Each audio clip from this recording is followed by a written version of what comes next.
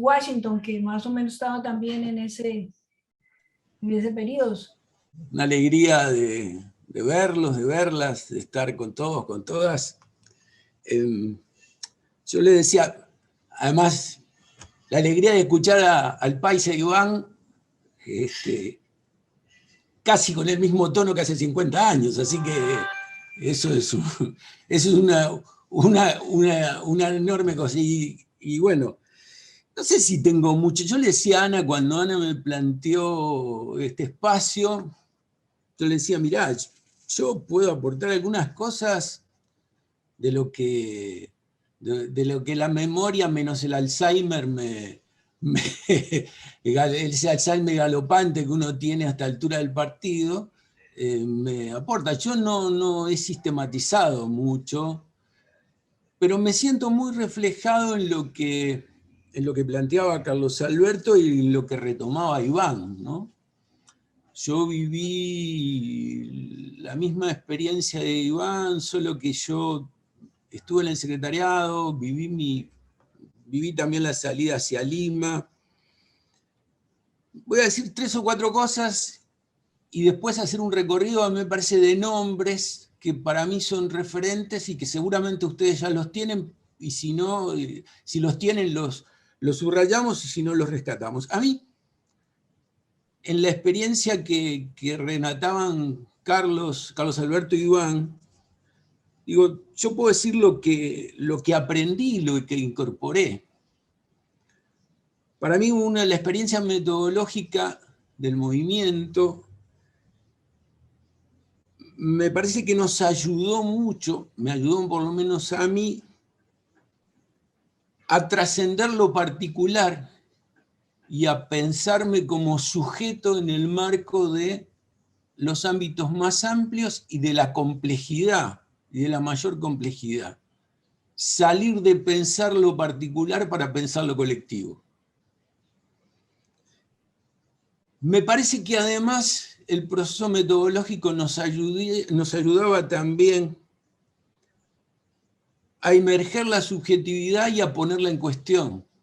Es decir, a emerger las subjetividades, las de cada uno, las de cada una, y poner en discusión también eso con los compañeros y con las compañeras. Tengo la impresión de que en ese camino, esto que Iván planteaba como experiencias difusas, a veces poco claras, nos ayudaba a construir categorías de análisis. Es decir, a ir construyendo categorías que nos permitieran pensarnos y pensarnos a nosotros y a nosotras mismas. Y en todo eso, los movimientos fueron un espacio de formación de personas y de militantes, de personas en tanto ir construyéndonos como sujetos en la historia y de militantes. Y ahí yo diría, y en esto refiriéndome al secretariado y a dos cuestiones. Respecto del secretariado y de nuestro tiempo en Lima, yo recuerdo perfectamente, Gilberto está por ahí y los saludos, que fue un tiempo, porque ellos compartieron, Iván, Gilberto, tiempos muy, muy fuertes de reflexión. Me acuerdo que el secretariado, nos habíamos establecido un régimen casi, no sé si estalinista, eran 3 meses de reuniones, 3 meses de reuniones, antes de habilitar una salida a Teresina Cerrigue, 3 meses de reuniones antes de salir a un trabajo de base, antes de ir a un país con una determinada misión. Nosotros hacíamos 3 meses de estudios teóricos, de análisis sobre el país, sobre el movimiento estudiantil de ese país, y no salíamos de Lima sin un proyecto de trabajo y sin un plan de trabajo. Realmente era duro, era difícil, pero creo que aprendimos una montaña en eso. Aprendimos una cantidad desde muchos, y además me acuerdo discusiones entre nosotros, los que compartimos eso, Teresina, Gilberto, Iván, se acordarán perfectamente que nos matábamos en algunas discusiones, pero todas con mucha capacidad para crecer. Eso, digamos, si yo tengo que decir, digo que eso me marcó toda la vida. Todo ese tiempo a mí me marcó toda la vida. O sea, hice varios posgrados en ese tiempo, que lo fui recuperando a lo largo de mi historia personal. La otra cuestión que me parece muy importante es, y esto lo decía Iván también, es que creo que los movimientos, acompañando un proceso de la Iglesia, nos hicieron latinoamericanos y latinoamericanas. Es decir, aprendimos a pensarnos como latinoamericanos y como latinoamericanas.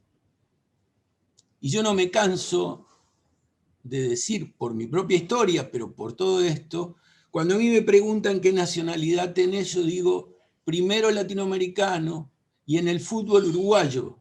Es decir, hay cosas que no se resignan, ustedes saben, pero digamos, pero el sentido de una ciudadanía latinoamericana, que también es una ciudadanía eclesial, me parece que también a eso aportaron mucho los movimientos, y me parece que es bastante central. La otra cosa es, a mí me parece, la otra cuestión me parece también mencionar la cuestión de los maestros.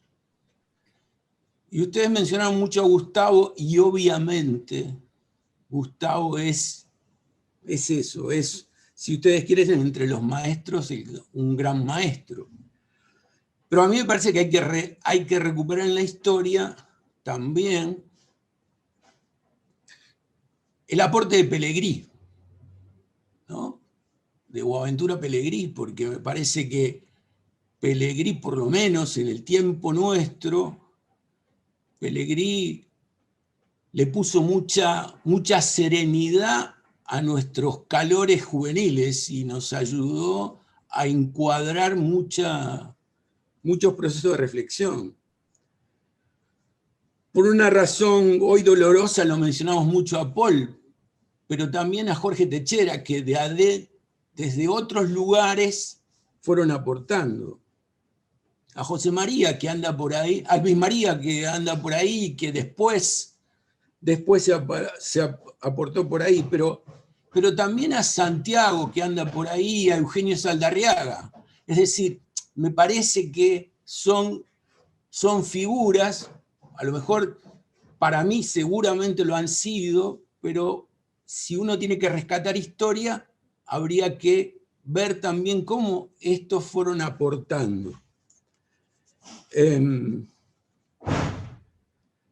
Desde los que no, y mencioné asesores, teólogos, curas, Iván se debe acordar también bastante de Rafael Mendive. Rafael Mendive, uruguayo, de una larga trayectoria, que no estuvo en el secretariado, pero que estuvo muy cerca del secretariado, ¿no? Y que ahí Teresina menciona a Sena desde otro lugar, pensando en el secretariado internacional allí, ¿no? Pero Rafael Mendive, cuya vida daría para escribir solamente la vida de Rafael, una historia de la militancia internacional en América Latina, ¿no? Después de años en El Salvador, en América Central, en los frentes revolucionarios, de años en Cuba y hoy viviendo en Uruguay, ¿no? De Andrés Campos, víctima del Plan Cóndor y con una vida tronchada por las consecuencias de esa militancia después de haber sido cruelmente torturado en Brasil. Y del gordo Lalo Alborno, paraguayo, de cuyos platos y de sus cocinas disfrutamos mucho tiempo, también con ganas de matarlo a veces por las cosas que el gordo decía. Carlos Alberto se ríe por las cosas que el gordo decía, desentonando con casi todo, pero bueno, eso. No sé, digamos, ¿saben por qué menciono estas cosas? Menciono estas cosas porque me parece que hacen también a la historia. Así como Iván decía de la solidaridad internacional que recibió en México, yo creo que si en parte, que entre otros motivos yo estoy vivo por los compañeros y por las compañeras del movimiento, por Tito Borda, por Paco del Campo, por Gladys del Campo, por Ana Arroyo. Perdón, pero recuperar la historia a veces me pega bastante porque fueron momentos muy difíciles. Entonces, todo eso. Ana decía, ¿qué pasó después? Bueno, como todos tengo historias muy largas, pero cambié muchas veces de país.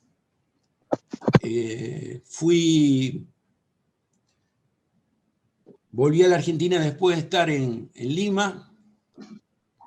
Salí de Argentina corriendo en el 76 por motivos que ustedes se pueden imaginar. Terminé de secretario ejecutivo de comunicación del CELAM. Me tocó estar en Puebla, en esa condición de secretario ejecutivo, vivir Puebla muy intensamente, dar muchas batallas adentro del CELAM con nuestro común amigo Alfonso López Trujillo, que era en ese momento secretario general del CELAM, de quien recibí muchas congratulaciones y recuerdos. Yo creo que se acordó hasta de mi bisabuela en más de un momento, pero bueno, es decir, ahí estuve.